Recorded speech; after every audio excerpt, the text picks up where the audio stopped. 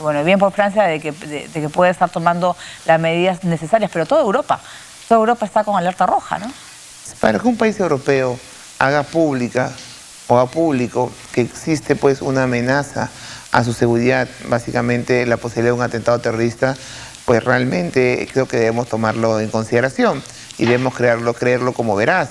Es decir, creo que ningún país conscientemente o racionalmente quiere decir a la comunidad internacional pues las amenazas que existen contra su seguridad, con las consecuencias que esto puede generar, por ejemplo, en la economía, en el turismo, claro, y en una serie de actividades. Así en pleno verano, imagínate. Claro, entonces, que en verdad sea público es que la amenaza es cierta, y eso obviamente nos revite nuevamente a pensar cuáles son los alcances de hoy del terrorismo islámico, básicamente representados no solamente en Al-Qaeda, sino también en el Estado Islámico, para cometer un atentado en Europa.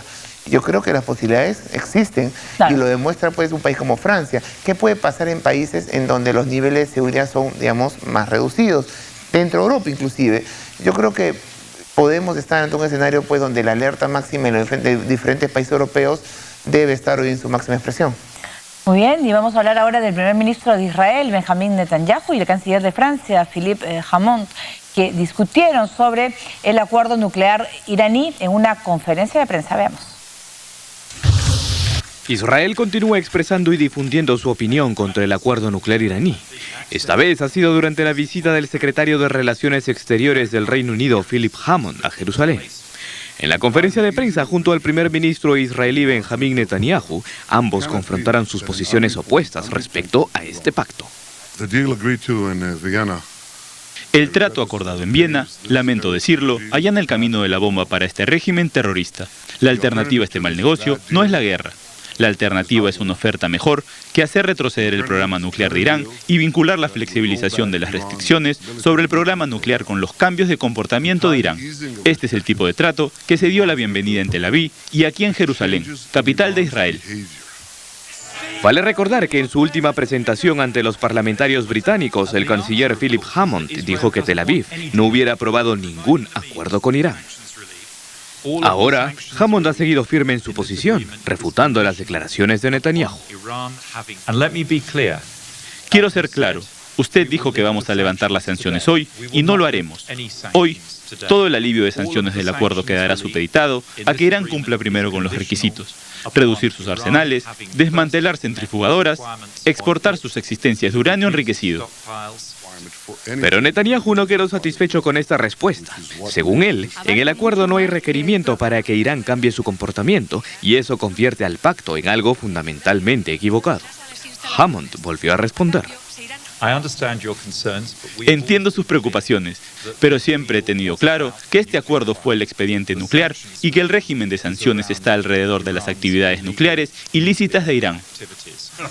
Aunque al final de este tenso intercambio de palabras, la conferencia cerró con el ritual del apretón de manos y las sonrisas bromistas.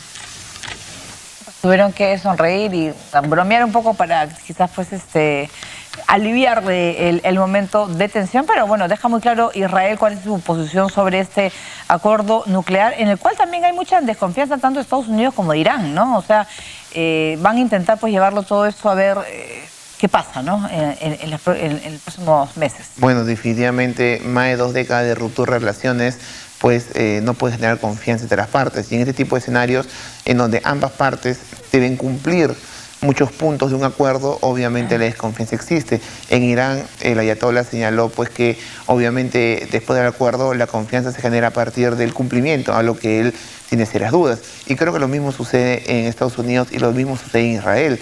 Sin embargo, obviamente, como lo dijo pues el ministro de Relaciones Exteriores Hammond, británico, pues no se ha hecho ninguna concesión. Y creo yo que lo que plantea el primer ministro Netanyahu, pues obviamente no sería aceptado por ningún país en un contexto negociador. Así que lo que él plantea, pues evitaría cualquier acuerdo. Y creo que la experiencia de los últimos años nos hacen decir que la ausencia de un acuerdo ha significado que Irán avance en su camino hacia la bomba nuclear. Así que si este es un mecanismo que puede detener ese pues camino, pues yo creo que es muy positivo. Dicho sea paso, en el caso, y para eso yo tengo la impresión que en el caso de Israel, más que la preocupación por una bomba nuclear, la preocupación es básicamente por cómo Irán puede salir fortalecido de este acuerdo, tanto económica como militarmente. Porque sí hay una preocupación real, y es que Irán pues tiene vínculos muy importantes en Hezbollah. Hezbollah es un grupo terrorista que atenta contra los intereses israelíes. Así que creo que más allá de la bomba nuclear, es cómo Irán sale fortalecido en el mediano y largo plazo.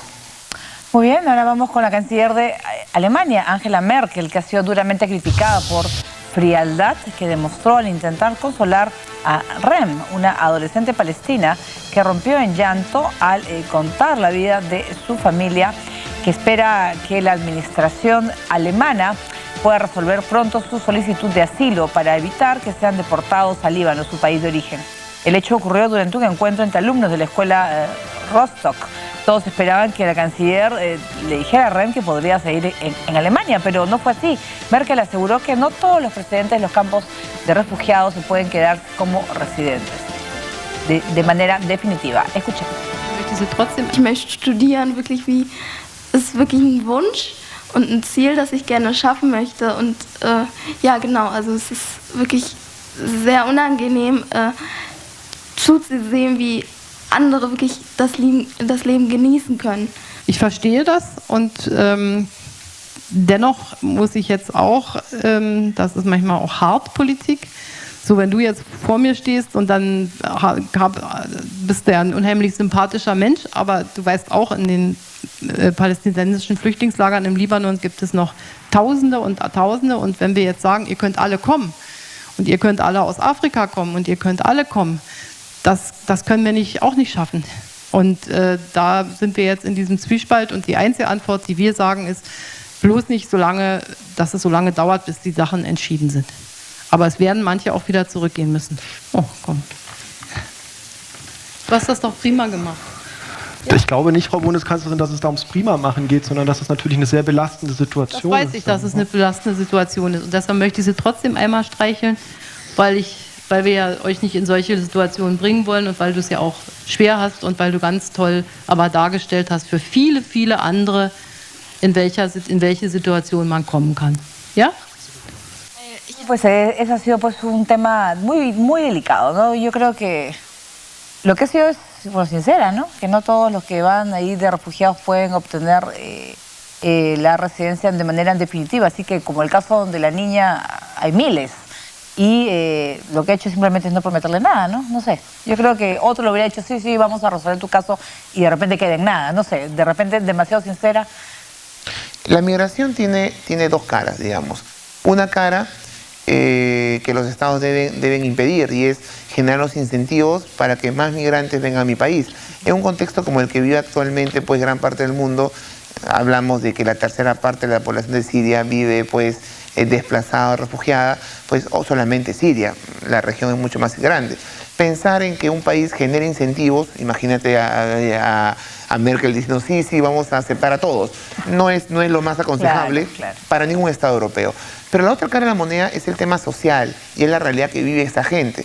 Estas personas viven una situación generalmente muy mala, han viajado seguramente irregularmente, utilizando vías pues difíciles, han sido violados sus derechos y viven en el limbo de pensar que mañana pueden ser expulsados o no y regresados a nadie sabe dónde, a tierra violenta, a tierra de guerra. Entonces, ese es el elemento social por lo cual los estados europeos también se preocupan. Me parece que, sin que diga una mentira la canciller Merkel, creo que solamente hizo énfasis en uno de los lados. Y creo que también existe el otro lado, los derechos y los elementos que están detrás de lo que significa pues un migrante irregular pues en un país como Alemania, teniendo que atravesar pues gran parte del mundo para vivir en mejores condiciones. Claro, pero yo creo que al final ha hecho bien la Merkel. Lo que hacía es no engañarla, simplemente, y plantearle la situación que va a tener que vivir con su familia. Muy bien, nosotros vamos a hacer una pausa en el programa y vamos a volver con los portavoces de la Comisión Europea que manifestaron su satisfacción con el acuerdo alcanzado Congreso. Vamos a